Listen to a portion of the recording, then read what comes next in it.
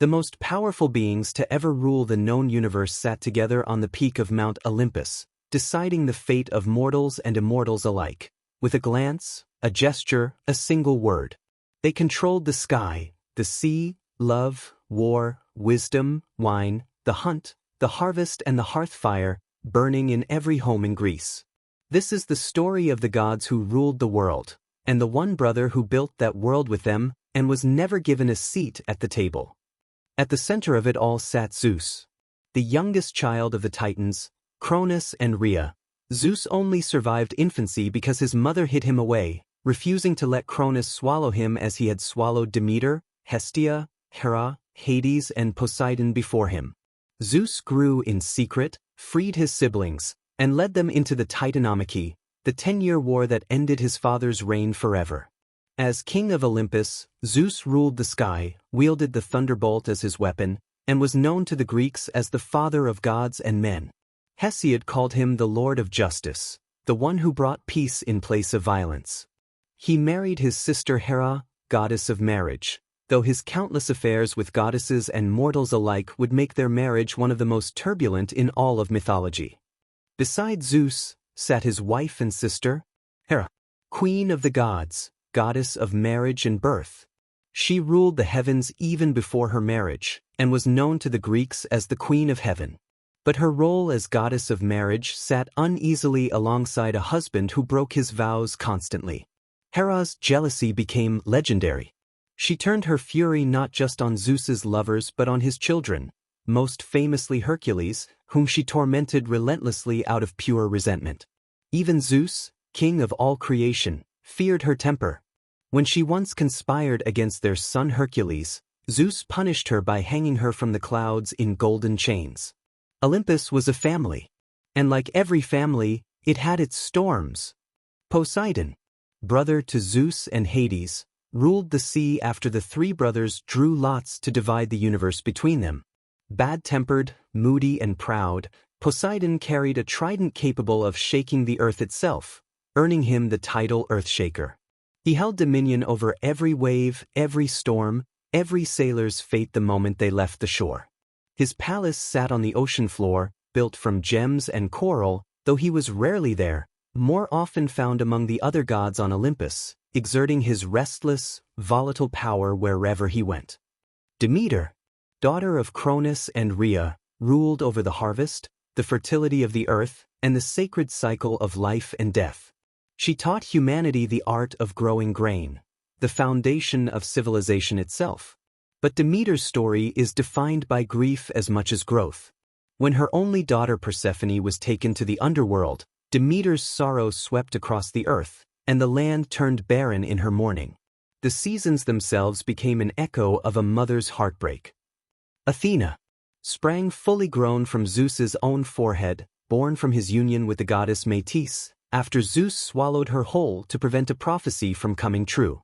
She became goddess of wisdom, strategic warfare, justice and craft, Zeus's favorite child, and the patron of heroes throughout Greek mythology. Where Ares represented the brutal chaos of war, Athena represented its discipline and intelligence.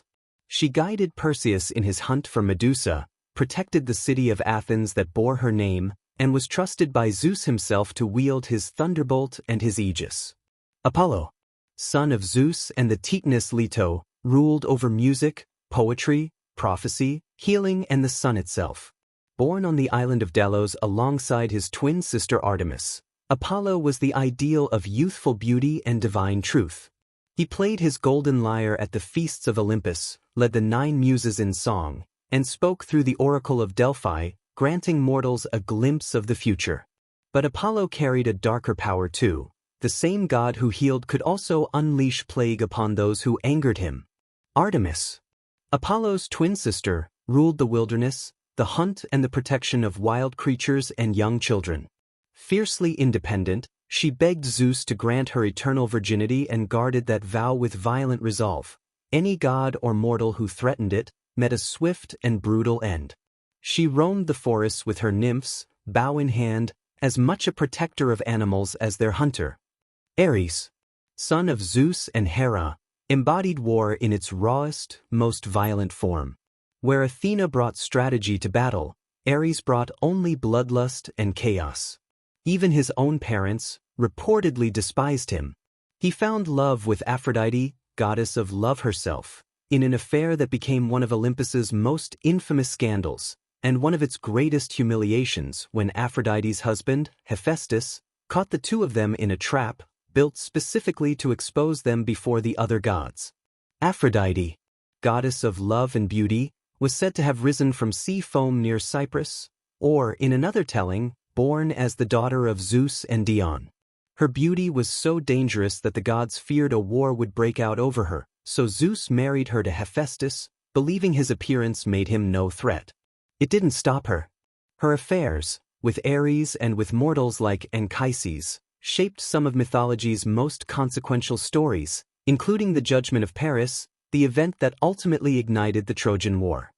Hephaestus, son of Zeus and Hera, was the only Olympian who was not perfect in form, born deformed and, in some tellings, cast out of heaven for it. But what he lacked in beauty he made up for in unmatched skill. He forged the weapons of the gods, including Zeus's gauntlet, Athena's aegis, and the armor Achilles wore into the Trojan War. He built his forge beneath a volcano, crafted golden automatons to assist him, and remained, despite Aphrodite's infidelity, one of the most quietly powerful gods on Olympus. Hermes, son of Zeus and the nymph, Maia, served as messenger of the gods, guide of travelers, and patron of thieves, merchants, and orators. Quick-witted and cunning, Hermes moved freely between the mortal world, Olympus, and even the underworld itself, one of the only gods, alongside Hades and Persephone, permitted to cross that boundary without consequence. He stole Apollo's cattle on the very day he was born, escorted souls to the underworld, and outwitted gods and monsters alike, with nothing but cleverness. Dionysus, son of Zeus and the mortal woman Semele, was the last god to claim a throne on Olympus, and the only Olympian born of a mortal mother. God of the vine, wine, and ecstatic celebration, Dionysus brought joy and revelry wherever he traveled the earth, teaching humanity the art of cultivating grapes. But beneath the celebration was real danger. Those who mocked or opposed his worship, like King Pentheus of Thebes, met horrifying ends at the hands of his frenzied followers. Hestia, eldest daughter of Cronus and Rhea, ruled over the hearth, the home, and the family.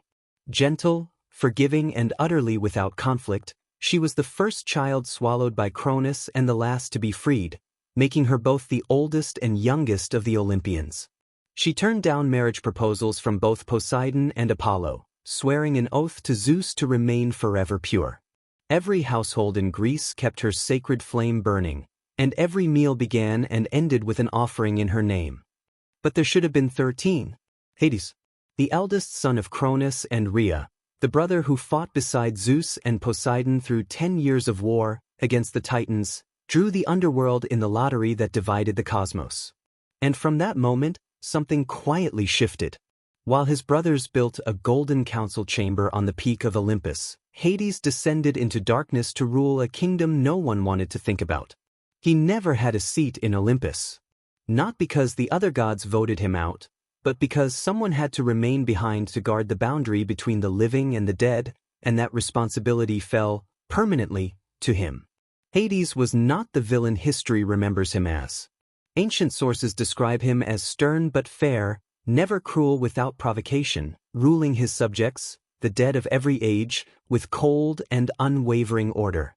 He simply ruled alone. No feasts, no councils, no voice in the decisions made by the brothers who once fought beside him as equals. The fire of resentment that this exclusion lit in Hades would simmer for centuries, in silence, until one day, it changed everything. The gods ruled the visible universe from their thrones on Mount Olympus. The sky, the sea, the harvest, love, war, wisdom, music, fire, wine, and the hearth. And one god ruled alone beneath them all, the brother whose throne never appeared on the mountain. For centuries, Hades accepted his exile in silence. But isolation cannot last forever, not even for a god. One day, In a quiet meadow at the edge of the living world, Hades would see something that would change him forever. And what he did next would shake Olympus to its foundations. Subscribe to Gods and Legends. The story of Persephone is next.